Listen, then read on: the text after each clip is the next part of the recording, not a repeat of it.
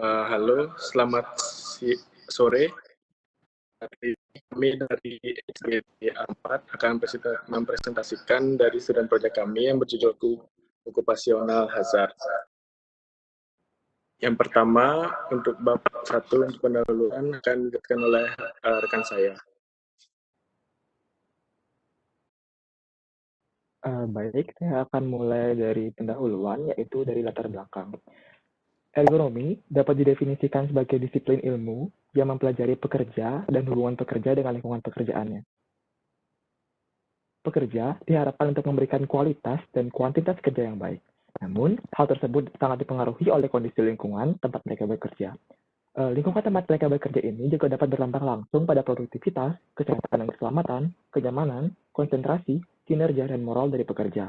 Namun demikian, pekerja di setiap industri sangat berisiko mengalami bahaya pekerjaan atau occupational hazard. Bahaya atau hazard sendiri merupakan properti yang melekat dari suatu zat, agen, sumber energi, ataupun situasi yang berpotensi menyebabkan suatu konsekuensi yang tidak diinginkan. Dalam hal ini, bahaya pekerjaan mengacu kepada aktivitas tempat kerja yang berpotensi menyebabkan ataupun meningkatkan risiko cedera maupun penyakit pada pekerja.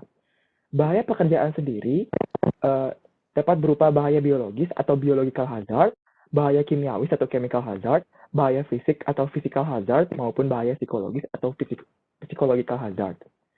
Menurut statistik yang tersedia, kecelakaan terkait pekerjaan adalah penyebab kematian yang paling umum ketiga di dunia, serta menjadi salah satu faktor risiko utama penyebab kematian terkait kesehatan, sosial, dan ekonomi pada masyarakat industri dan negara berkembang. Menurut International Labour Organization atau ILO sendiri, setiap 15 detik terdapat setidaknya satu orang kehilangan nyawanya dikarenakan oleh kecelakaan dan penyakit terkait oleh pekerjaan mereka di dunia. ILO juga memperkirakan sekitar 330 juta kecelakaan kerja terjadi setiap tahunnya di seluruh dunia, dengan sekitar 160 juta orang menderita penyakit terkait pekerjaan dan beberapa di antaranya meninggal dunia. Meskipun ada upaya untuk mengurangi paparan bahaya pekerjaan, diperlukan suatu bahasan untuk mengenali bahaya-bahaya tersebut yang mananya dapat ditimbulkan pada lingkungan tempat kerja agar aspek-aspek ergonomis yang ada dapat diterapkan secara maksimal. Maka dari itu, berdasarkan hal tersebut, kami ingin membahas lebih dalam mengenai bahaya pekerjaan atau occupational hazard di lingkungan kerja agar dapat mencegah dan mengurangi terjadinya permasalahan kesehatan akibat pekerjaan di masyarakat. Baik, untuk selanjutnya saya akan menjelaskan tentang definisi dari occupational hazard. Yang pertama, kita harus mengetahui tentang hazard. Hazard adalah segala sesuatu yang dapat menimbulkan cedera bagi seseorang maupun alat dan material yang digunakan sehingga mengurangi kemampuan untuk melakukan fungsi yang diharapkan. Sehingga occupational hazard itu adalah potensi risiko terhadap keselamatan dan kesehatan seseorang yang bekerja di luar rumah. Baik, di sini saya akan menjelaskan mengenai jenis-jenis occupational hazard, antara lain adanya biological hazard atau bahaya biologi, chemical hazard atau bahaya kimia, physical hazard atau bahaya fisik, dan psychological hazard atau bahaya psikologis. Biological hazard atau bahaya biologi merupakan suatu bahaya yang terjadi akibat paparan dari produk alami atau agen biologi seperti bakteri, virus, jamur, dan patogen lainnya yang dapat menyebabkan suatu alergi, infeksi, ataupun penyakit lainnya. Bahaya biologi ini dapat meliputi blood-borne disease seperti HIV, hepatitis B, dan C yang ditularkan melalui kontak darah ataupun cairan tubuh yang terinfeksi. Ada pula produk alami seperti tepung dan susu bubuk yang menyebabkan masalah pada pernapasan seperti menyebabkan occupational asma atau asma akibat pekerjaan. Salah satu pekerjaan yang bisa mendapatkan paparan biologi hazard adalah tenaga medis akibat pajanan dari limbah medis, mikroorganisme, dan racun dari agen biologi. Agen biologi itu dapat ditularkan melalui cedera perkutan seperti tertusuk jarum suntik yang harus diwaspadai apabila berasal dari pasien dengan kecurigaan infeksi. Ada pula yang ditularkan melalui inhalasi atau pernapasan seperti influenza dan tuberkulosis. Lalu, makanan seperti penularan salmonella akibat tangan atau alat makan yang terkontaminasi. Baik, selanjutnya saya akan menjelaskan chemical hazard, di mana chemical hazard ini adalah bahaya yang berasal dari bahan-bahan kimia yang dihasilkan selama produksi, baik yang berbentuk padat, cair, maupun gas. Bahan ini terhambur ke lingkungan karena cara kerja yang salah, kerusakan dan kebocoran dari peralatan atau instalasi yang digunakan dalam proses kerja. Jalan masuk bahan kimia ini dapat melalui pernafasan, pencernaan, kulit, dan mata. Bahaya yang dapat timbul oleh bahan-bahan kimia antara lain keracunan oleh bahan kimia yang bersifat beracun, iritasi, sesak nafas, mudah terbakar dan meledak, polusi dan pencemaran lingkungan. Potensi risiko gangguan yang dapat muncul pada kesehatan dan keselamatan bekerja bervariasi sesuai dengan jenis bahan kimia yang terpapar pada diri pekerja tersebut. Contohnya antiseptik, aerosol, insektisida, das, mist, gas, dan vapor. Resiko bekerja dengan bahan kimia dapat terlebih dahulu mempelajari atau membaca penjelasan MSDS atau Material Safety Data Sheet. MSDS merupakan sebuah data informasi tentang bahan-bahan kimia yang memuat sifat-sifat zat kimia, hal-hal yang perlu diperhatikan dalam penggunaan zat kimia, pertolongan apabila terjadinya kecelakaan oleh zat kimia, penanganan zat yang berbahaya. MSDS sangat penting dalam penyimpanan, pemakaian dan pembuangan zat kimia dan merupakan protokol standar keamanan dan keselamatan kerja bahan kimia tersebut. MSDS digunakan secara luas di dalam laboratorium, industri, serta pihak-pihak yang bekerja dengan bahan kimia. Baik, selanjutnya adalah physical hazard, di mana physical hazard atau bahaya fisik ini merupakan suatu kondisi yang bersumber dari satu objek yang dapat memperbesar kemungkinan terjadinya suatu kerugian. Nah, terdapat beberapa faktor physical hazard, antara lain, yaitu yang pertama ada kebisingan, penerangan, getaran, iklim kerja, gelombang mikro, dan sinar ultraviolet. Batas tingkat kebisingan yang dapat diterima manusia yaitu sekitar 85 desibel dengan jumlah jam kerja sekitar 8 jam. Jika melebihi tingkat tersebut dalam waktu tertentu akan menyebabkan gangguan auditori berupa tinnitus, tuli sementara, dan tuli menetap, serta gangguan non-auditori berupa gangguan komunikasi, psikologis, dan keseimbangan. Selanjutnya nilai ambang batas pada tingkat getaran dengan kontak langsung maupun tidak langsung pada tubuh yaitu sekitar 0,5 meter per sekon kuadrat. Jika melewati batas tersebut akan menyebabkan gangguan muskuloskeletal, vaskular, maupun gangguan neurosensori. Selanjutnya, pada iklim, kita sebagai orang Indonesia ini pada umumnya dapat mentolerir suhu 24-26 derajat Celcius. Namun, jika terjadi peningkatan suhu lebih dari 32 derajat, kita akan mengalami penurunan kerja secara signifikan. Selanjutnya ada tingkat pencahayaan.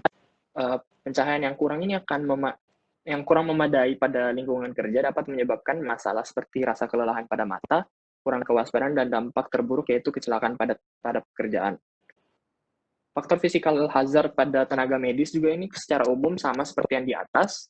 Contohnya seperti terapi laser, yaitu radiasi laser ini dapat menyebabkan kerusakan termal berupa melukai mata, kulit terbakar, dan shock elektrik. Bahaya fisik lain seperti saat melakukan penanganan menggunakan jarum suntik dan alat medis lainnya dengan tidak sengaja bisa saja melukai kulit tenaga medis. Baik, selanjutnya kita akan membahas mengenai psychological hazard. Psychological hazard merupakan efek psikologis yang timbul dari occupational hazard berupa timbulnya rasa tidak nyaman, gangguan konsentrasi, agitasi atau cepat marah, hingga sulit tidur bagi pekerjanya. Psychological hazard ini dapat dipengaruhi oleh banyak faktor, namun berkaitan dengan occupational hazard, faktor yang paling mendominasi adalah lingkungan kerja itu sendiri. Lingkungan kerja yang bising dengan temperatur yang tidak sesuai, terlalu panas atau terlalu dingin, kelembaban yang tidak sesuai dengan daerah pekerjaannya, dan juga penerangan yang tidak memadai atau terlalu berlebihan akan menyebabkan job stress, sehingga nantinya pekerja akan menjadi tidak responsif terhadap pekerjaannya. Psychological hazard ini dapat dipengaruhi dua faktor terkait dengan occupational hazard, yaitu ada on the job dan juga off the job. On the job itu pada pekerjaannya, ini dapat berupa beban pekerjaan terlalu berlebihan, kemudian supervisi yang buruk, tekanan yang berlebihan, dan juga konflik pada pengembangan karir. Sementara off the job, yang mana di luar pekerjaan, ini dapat berupa masalah finansial, masalah keuangan, masalah keluarga, ataupun masalah di tempat tinggal yang dibawa ke lingkungan kerjanya. Baik, kedua faktor ini akan menimbulkan dampak pada afeksi emosional berupa ketidakhadiran atau absensi yang meningkat, lalu mempengaruhi pekerja lain, pekerja menjadi berantakan karena penurunan performance atau kinerja, lalu kurangnya kesempatan promosi karena produktivitas menurun, dan juga kurang aktifnya pekerja dalam partisipasi pekerjaannya. Lalu ada konflik peran karena pengalihan tugas atau pekerjaan, dan juga hubungan interprofesional yang buruk, karena orang-orang yang mengalami efek psikologis ini akan sulit untuk bekerja sama dengan rekan pekerjaannya. Baik, selanjutnya saya akan menjelaskan tentang implikasinya. Yang pertama ada perhatian khusus terhadap pekerja. Di sini dibutuhkan perhatian khusus untuk para pekerja, baik dalam segi kesehatan ataupun keselamatan kerja. Hal ini bertujuan untuk meningkatkan kinerja dari para pekerja. Kemudian ada kesehatan pekerja. Kesehatan pekerja merupakan peran yang amat penting, di mana bahaya kesehatan dan keselamatan akan sangat mempengaruhi kehadiran, komitmen, dan kinerja mereka. Kemudian untuk pekerja yang tidak sehat harus menghabiskan sebagian besar dari pendapatan mereka untuk mencari perawatan medis. Dan hal ini berkaitan dengan Sustainable Development Goal 1 atau SDG 1. Kemudian ada tingginya insiden kematian dan cedera akan meningkatkan jumlah orang yang tidak sehat. Hal ini berkaitan dengan SDG poin 3. Dan yang terakhir ada bahaya tempat kerja, yang dimana hal ini juga berpengaruh karena sifat industri yang berbahaya merupakan penyebab utama dari seringnya bahaya yang tercatat di dalamnya. Kemudian ada saya akan menjelaskan tentang limbah B3 pada fasilitas pelayanan kesehatan sebagai occupational hazard. Yang limbah B3 dari fasilitas pelayanan kesehatan akan memberikan dampak negatif terhadap petugas kesehatan, pengunjung, masyarakat, dan lingkungan di sekitar fasilitas pelayanan kesehatan apabila ditangani dengan tidak benar. Berikut adalah dampak yang ditimbulkan berupa dampak terhadap kesehatan. Contohnya berupa pengelolaan limbah medis yang kurang baik dan akan menjadi tempat yang baik bagi vektor seperti nyamuk, lalat, tikus, dan kecelakaan terhadap petugas kesehatan akibat tercecernya jarum suntik dan bahan tajam lainnya. Yang poin 2 ada dampak terhadap lingkungan. Hal ini berupa proses pembusukan limbah patologis oleh mikroorganisme akan menghasilkan gas-gas tertentu yang akan menimbulkan bau busuk sehingga mengganggu fasilitas pelayanan kesehatan di sekitarnya.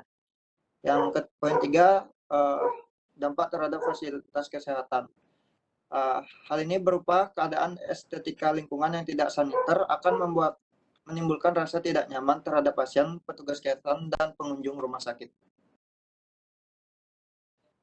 Baik, selanjutnya mengenai manajemen dari occupational hazard pada layanan kesehatan. Fasilitas kesehatan ini memiliki risiko terhadap penyakit infeksi menular, ditambah dengan adanya beberapa instrumen yang bersifat kontaminan. Paparan darah yang terinfeksi dan cairan tubuh merupakan transmisi patogen, terutama bisa pada penyakit hepatitis B, hepatitis C, dan juga HIV. Penata laksanaan paparan yang mungkin terjadi di fasilitas kesehatan terhadap tenaga kesehatan meliputi mencuci tangan 6 langkah prosedural, kemudian menggunakan masker medis, kemudian pelindung mata, apron atau gaun, sepatu, dan peralatan protektif lainnya. Dan tidak hanya itu, alat-alat kesehatan seperti instrumen tajam, tempat pembuangan sampah medis, dan sampel pasien harus dapat diletakkan dengan baik di tempat yang aman. Apabila seseorang terkena paparan penyakit yang melalui cairan tubuh, maka diperlukan adanya tindakan preventif seperti post-exposure prophylaxis sesuai dengan penyakitnya. Keseluruhan protokol kesehatan tersebut harus dapat diimplementasikan sebagai protokol di masing-masing fasilitas kesehatan sebagai manajemen occupational hazard yang bisa terjadi.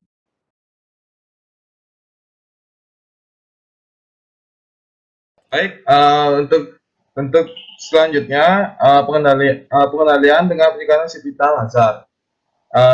Yang pertama, biological hazard. Jadi beberapa tindakan yang dapat dilakukan guna melakukan pengendalian terhadap bahan biologikal yang berbahaya untuk mengurangi dampak buruk yang dapat ditimbulkan. Teknik pengendalian ini dilakukan dengan penahanan laboratorium dan menggunakan lemari pengaman mikrobiologi. Selanjutnya, melakukan pemeriksaan dan uji secara rinci dalam teknik ventilasi pembuangan lokal, lemari pengamanan mikrobiologi, dan ventilasi ekstrak ya, untuk peralatan penyimpanan, pengangkutan, maupun penghancuran harus tepat. Di rumah sakit sendiri, darah ataupun cairan tubuh pada pasien itu dianggap sebagai senyawa yang dapat menularkan penyakit baik pasien yang sudah dikonfirmasi ataupun belum.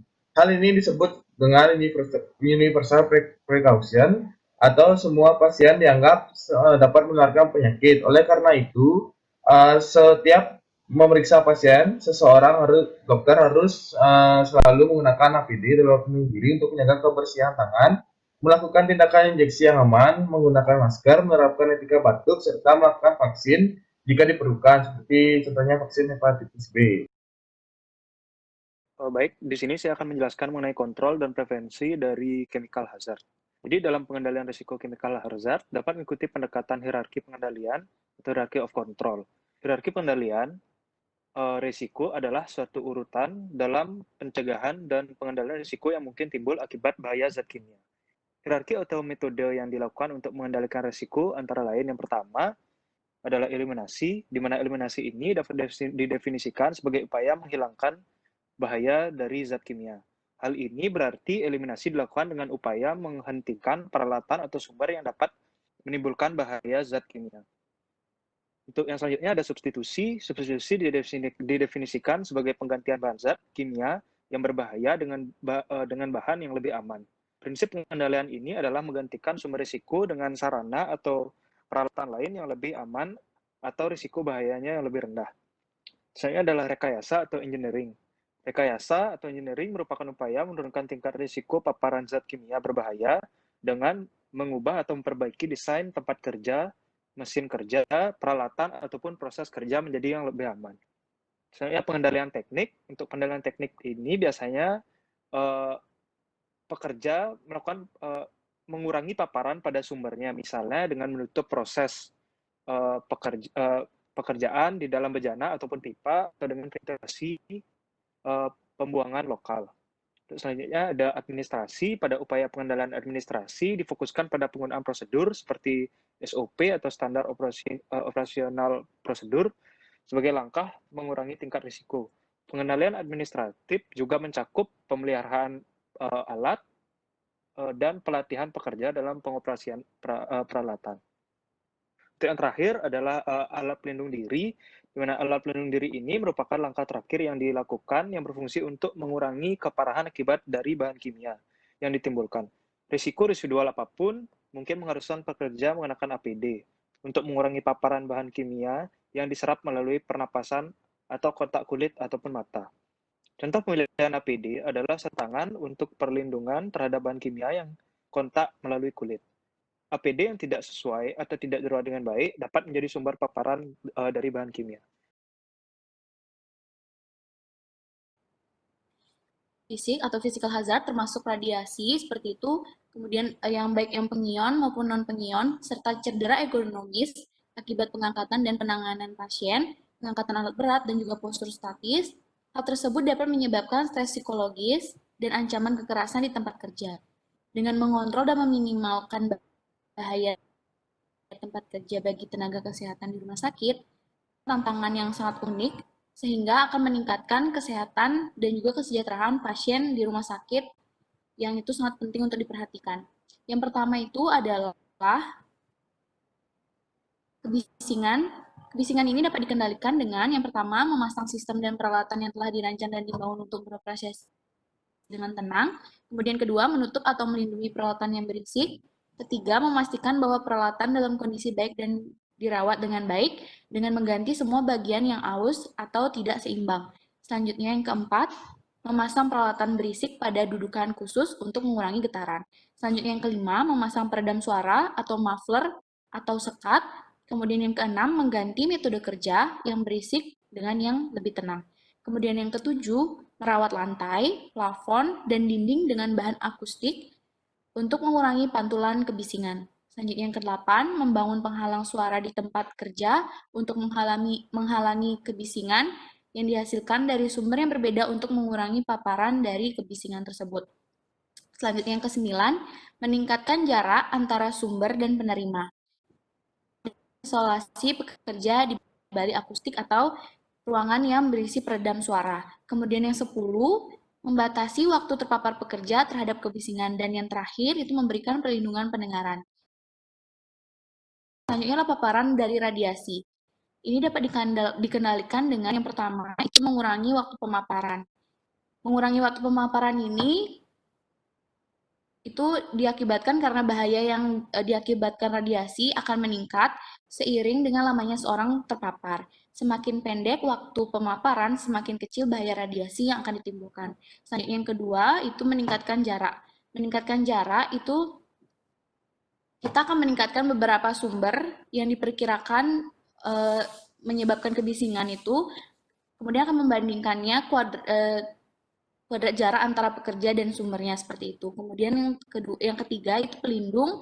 Semakin besar masa pelindung antara sumber radioaktif dan pekerja, semakin rendah paparan radiasinya. Dan yang terakhir itu memasang pelindung reflektif dan menyediakan pakaian pelindung di pabrik, seperti contohnya pekerja yang bekerja di pabrik baja. Di sini saya akan menjelaskan beberapa cara untuk mengatasi kemungkinan terjadinya gangguan psychological hazard. Baik, ada yang pertama yaitu tidur lebih baik. Jadi pentingnya untuk istirahat yang cukup dan meningkatkan kebersihan dari tempat tidur yang akan meningkatkan kekebalan sistem imun tubuh. Sebelum tubuh beristirahat, perlu diperhatikan untuk mematikan perangkat elektronik 1 atau 2 jam di malam hari karena dapat meningkatkan kualitas tidur. Yang kedua, lebih banyak untuk berolahraga.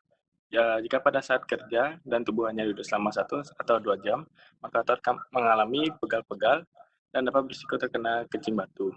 Jadi penting untuk rajin berolahraga ringan agar tubuh dapat lebih banyak mendapatkan aktivitas.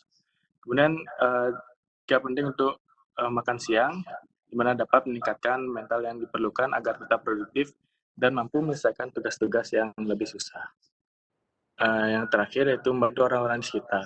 Jadi menurut penelitian yang menunjukkan bahwa perilaku seperti membantu orang lain dan memberikan tanggapan positif kepada orang-orang dapat mengurangi stres dan dampak dari stres tersebut pada kesehatan mental. Jadi di sini saya akan menjelaskan tentang simpulan. Nah, yang mana di sini untuk occupational hazard itu sendiri, potensi risiko terhadap keselamatan dan kesehatan seorang pada saat bekerja di luar rumah. Nah, di sini ada beberapa tipe dari occupational hazard itu sendiri. Yang pertama adalah biological hazard. Nah, yang mana di sini adanya paparan dari agen biologi itu sendiri seperti bakteri, jamur, dan juga patogen lainnya. Nah, selain itu juga untuk chemical hazard, yang mana di sini bahaya yang berasal dari bahan-bahan kimia, baik itu bersifat cair, padat, ataupun gas. Lalu untuk physical hazard, yang mana di sini suatu objek yang menyebabkan kerugian lebih besar. Dan untuk selanjutnya yaitu psychological hazard, yang mana di sini terkait dengan efek psikologis itu sendiri, bisa saja biasanya orang di pekerjaan itu merasa tidak nyaman atau cepat marah dan cepat bosan atas pekerjaannya. Nah, di sini untuk keselamatan dan kesehatan seseorang sangat mempengaruhi daripada produktivitas orang tersebut dalam bekerja, yang mana di sini akan terkait dengan komitmen orang dalam bekerja terkait absensi itu sendiri dan kondisi pekerja, sehingga di sini diperlukan adanya pengendalian dari occupational hazard itu sendiri. Untuk biologikalnya bisa juga untuk menghindari paparan langsung dari agen biologikal bisa dengan menggunakan alat pelindung diri. Lalu untuk chemical hazard bisa dengan menggunakan metode hierarki yang mencakup eliminasi, substitusi, rekayasa, pengendalian teknik, administrasi alat pelindung diri. Selain itu juga untuk physical hazard bisa dengan rekayasa pengendalian administrasi, pengendalian rekayasa, dan juga APD. Dan selanjutnya untuk psychological hazard di sini bisa dengan berolahraga, tidur lebih baik lagi, dan juga membantu orang-orang di sekitar untuk menyibukkan diri. Baik, sekian presentasi student project dari SGD 4. Terima kasih.